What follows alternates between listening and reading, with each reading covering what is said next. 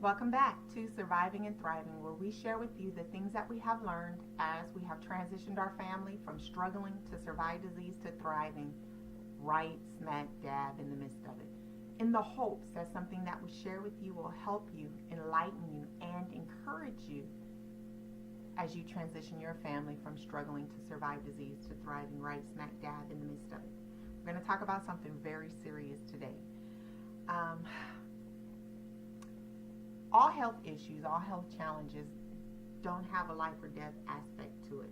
But there are some health things that people go through where it is a real fight for their life. And death is a real possibility for some people. And we're going to talk about that. Now, to qualify myself to talk about this, you guys, I'm going to talk to you from my own personal experience. The things that I've gone through have been a real fight for my life. There's been multiple occasions where my husband and I was told that they didn't think that I was going to make it, a few more hours, another day. Once we were told, maybe once I think, another week. But there's been multiple occasions where they didn't think that we were going to make it. They thought we were going to check out at many times. And for years, you guys, it was touch and go for me. It was a real fight for my life. So with all things, I talk to you from what I have learned in hindsight. Right? I go back and I share with you what helped me to overcome the things that I've experienced, how I dealt with it, in order to share that with you in the hopes that something in there can help you. And so we're going to talk about that today. When it's a real fight for your life, and when death is a real possibility. Okay? So let's talk about that. I had a real fight for my life. The first few years was very hard, and it was touch and go, and it was very serious, and it was very weighty, okay? And I had to make some decisions. I've had a lot of talks with myself over the years and had to come to some conclusions and some decisions on who I am, what I'm going to be, and how I'm going to get through some things. I had to make a decision very quickly because things came at me very quickly. And I'm a believer. I believe that Jesus Christ is Lord. And I serve the God of Abraham, Isaac, and Jacob. Okay? So, I had to make some decisions.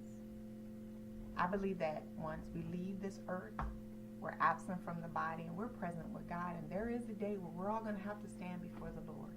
Okay? I do believe in a heaven and a hell. So for me, I had to make some decisions. I can get angry because I was very angry when some things came at me. When I started going through some things and diagnoses started coming out, I got mad. I was very upset about some things because I didn't have time for all of that. And I was mad. But I had to make some decisions. Was I still going to believe God? Would I still believe in healing? Am I still going to live for Him and walk this out? All these things that I've been living and reading and trusting God in, all of that came to a head. Do I really believe the things that I said? It's one thing to have faith when you're dealing on some other things, but now when you're looking at your life and your family, can you really believe? And I had to make some decisions. And what I did know is that God is God, because He has shown Himself to me many times over the years. He has proven Himself to me. I know the Word works. I know that there is healing. I know that these things because I've experienced these things. But this is on another level because now we're talking about my life, right? So since I knew that He was real and I knew that His Word was true, I chose to make a decision to live for Him. Now, when death was a real aspect for me, I had to look at, number one, I choose to live and not die. I'm going to stand on His Word. But I chose not to be afraid of death, because I knew if I was not here, I was going to be in His presence. And that was a win-win, right? But I also knew that it was more important for me to stay here because I had children to raise. And I had a work that needed to be done. And so I was going to walk my walk out while I was here, but understanding that death was a real possibility and that I would have to stand before the Lord one day, it was important for me to hear Him say on that day, "Well done." And Although my belief was that that day would come far later, not at the time when I was living it. I didn't want to die anytime soon, and I still don't.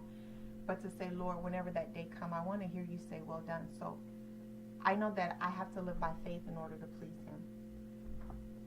I had to make a decision and a choice on how I was going to walk out this thing and face this thing. Okay?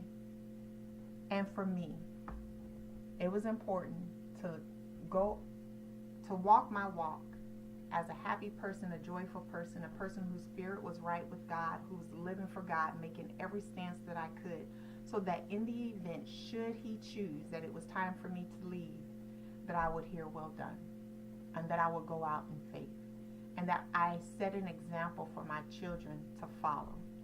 That it would not be mama told me to live this way for Jesus, but that they would see it. And it was important for me to live a certain way, show and display faith in front of my children, so that when I did come out, they would give glory to him. Not because I told them, but because they would see it for themselves. And that when they grew up in life and they faced challenges in life, they would know how to walk it out because they've seen their mother walk it out. Okay. So I made a lot of stances and I did a lot of things because I was going to stand on the word of God. And I was not going to start acting crazy, acting ugly, even though sometimes I felt like it. I would have to endure some things and be mistreated and talked crazy to by medical and non-medical people, right? And I would have to walk through it in a way that would glorify God. Now, the whole time I'm facing this and I'm going through all of this, you guys, I was always asking, it has always been my prayer, even before dealing with these health issues on that level, was, Lord, get glory out of my life. Get glory out of my marriage. Get glory out of my family. Going through all the things that we went through, it did not appear to me that God could get any glory out of it or that he would be glorified by anything that I went through in it. But as I lived for him and I stood for him, you guys, what looked like certain death turned out to be the valley of the shadow of death. And as Psalms 23 say, I can affirm and attest from real life experience that he will walk with you as you go through the valley of the shadow of death. Everyone was saying death around me. Everything was saying death around me. It felt like death, but God took me through it. And I was able to hold on to him. And when I wasn't able to hold on to him, he held on to me. But I had to choose how I was going to walk out those days. For some people, you have settled and resolved within yourself that this disease says death. You know within yourself you're going that way and you've resolved that. I have no problem with that. That's your stance on that. For me, mine was I refuse death. But should it come, I'm ready, right? Because I know I'm going to be with Jesus.